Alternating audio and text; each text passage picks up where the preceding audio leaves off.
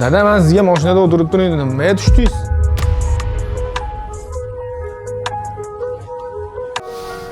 Aka qalay tushdi, zo'rmi?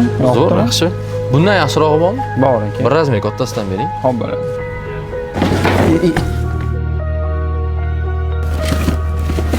Menga qarang, men sizga mashinaga chiqib turing dedim. Bolam, qara ko'ylaklarim ham eskirib ketdi. Bitta hayitga ko'ylak olib bergan. O'rtoqlarim har yili hayitga yangi ko'ylak kiyadi. Narxi ham 59 ming xolos-u. Ey dada, gapni ko'paytirmang. Shuncha odamni oldida xijolat qilyapsiz. O'zi uyga tashlab kelsam bo'lar ekan.